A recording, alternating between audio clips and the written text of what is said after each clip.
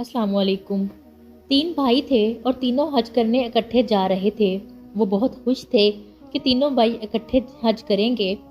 एक भाई घर से निकला कुछ लेने के लिए तो उसने देखा एक खेत में एक गधा मरा हुआ है और एक औरत इस गधे का गोश्त काट कर एक शॉपर में डाल रही है। उसे बहुत अजीब लगा कि जाने ये इस हराम गोश्त को क्या करेगी। फिर उसे ख्याल आया कि कहीं ये औरत गोश्त बेचती ना हो। वो वहीं रुक गया और उसे देखने लगा कि ये क्या करती है। इतने में वो औरत उठी और तेज तेज चलने लगी। ये भी उसी के पीछे चल पड़ा। थोड़ी दूर औरत एक घर में घुस गई। अब इसे बेचैनी होने लगी कि कैसे पता चले कि ये इस गोश्त का क्या करेगी। इतने में वो औरत उठी और तेज तेज चलने लगी। ये भी उसके पीछे चल पड़ा। थोड़ी दूर औरत एक घर में घुस गई।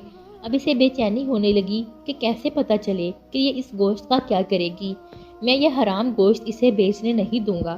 थोड़े इंतजार के बाद उसने हिम्मत करके दरवाज़ा खटखटाया तो अंदर से एक औरत की आवाज़ आई, कौन है? उसने कहा, दरवाज़ा खोले, मुझे आपसे कुछ काम है। तो औरत बोली, घर में कोई मर्द नहीं है, आप चले जाएं। दूसरी दफ़ा फिर दरवाज़ा खटखटाया मगर फिर वही जवाब मिला।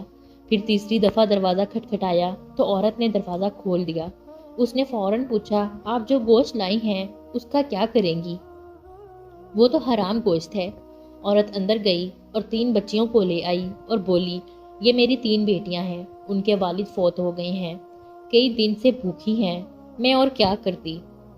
उसे उसकी नज़रें झुक गई और आंखों से आंसू निकल पड़े। वो शर्मिंदा वहां से वापस मुड़ गया और अपने घर चला गया। घर जाते ही भाई से बोला, मेरे पैसे मुझे वापस कर दें, मैं हज पर नहीं जाना चाहता। भाई बहुत खफा हुए कि हमारे साथ नहीं जा रहे, लेकिन उसने जिद पकड़ ली कि मुझे पैसे वापस चाहिए। पैसे लेते ही वो बाजार गया और खाने पीने की ज़रूरत का सारा सामान लिया और उसी घर वापस पहुंच गया। फिर दरवाज़ा खटखटाया। वही औरत बाहर आई और बोली, आप फिर आ गए। उसने सारा सामान उनके दरवाजे पर रखा और वापस चल दिया। वो औरत उसे दुआएं देते हुए बोली, अल्लाह पाक तुम्हें हर साल हज करवाए, कभी रिस्क की कमी ना दे। घर पहुंचा तो भाई जा चुके थे। उसे बहुत दुख हुआ, हज पर नहीं जा सका, लेकिन दिल में भी बहुत खुश था। जब उसके भाई हज से वापस आए तो गुस्से से बोले, तुम हमारे साथ नहीं गए तो फिर किसके साथ गए? वो बोला, मैं तो नहीं गया। फिर उसका भाई बोला, मैंने खुद तुम्हें वहां देखा, तुम झूठ बोलते हो। वो एक मौलवी साहब के पास गया और सारा किस्सा सुनाया। मौलवी साहब हंसे और बोले, तुम्हारा हज तुम्हारे भाइयों से पहले कबूल हो चुका था। अल्लाह पाक हम सबको एक दूसरे की मदद करने की तौफीक अता फरमाए, आमीन। दोस्तों, उम्मीद है आज की कहानी से आपने ज़रूर सबक हासिल किया होगा।